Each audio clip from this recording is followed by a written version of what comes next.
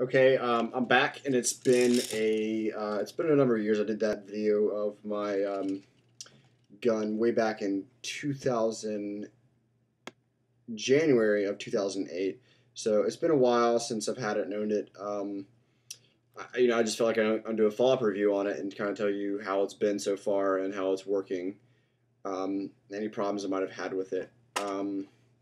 So far, it still works great. The battery's still good. It's still too strong.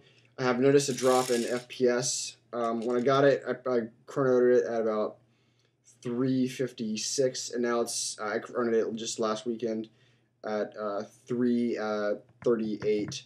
So it's dropped a little bit just from the spring getting kind of worn down, but other than that, it's held up pretty well. This is the older model gun. I do have some problems with it. First off,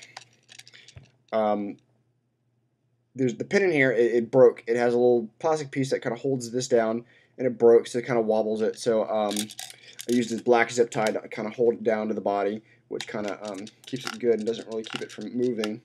Another problem I've had is this right here.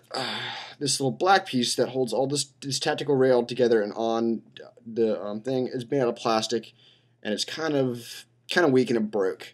There's a crack up at the top right there that kind of split. So once again, zip ties to the rescue. I put a zip tie around there and onto the barrel and on both sides just to kind of hold it in place. Then right here to kind of hold it against that, and that actually has gotten rid of all movement. This has helped up here too, kind of bridges that rail so it holds it together. It's still a great gun, still works good. The little bit fell off that you used to move the shock back and forth. You still do it. You just got to pull that down. It's just in a tactical environment, you can't really do it too easily, especially if you're wearing gloves. You really gotta concentrate on moving in and out. It's just it's all a problem with it.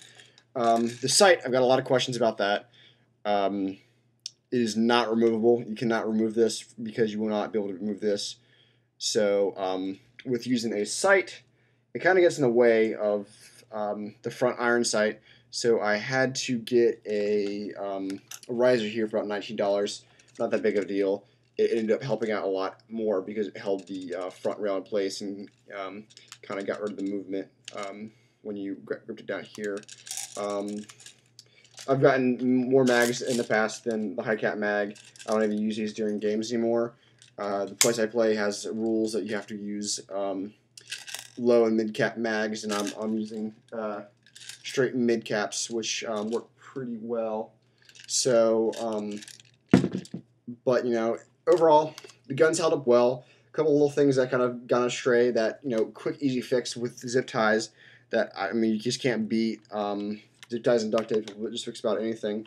The battery still is good. Oh yeah, the back butt plate has to be held on with the zip tie tubes. Sometimes it'll slide down and pop off in the game. I've had a problem with the terminals in the battery. The wires getting pulled out, but a little bit of solder will fix that. Overall, this gun has held up well. Entry-level gun. People said this is the cheapest out there. For your money, it's fine, but other than that, I wouldn't really recommend it to somebody who plays professionally a lot. You always go better, something that shoots harder, stronger, faster. But for somebody that's just getting into it and doesn't really want to spend a lot of money, it's a great gun, especially since how well it's held up. Yeah, so. I know they come out with better versions. I have metal ones here and stuff like that. But this is basically my follow-up on that. Just thought I'd throw it up real quick. And there you go.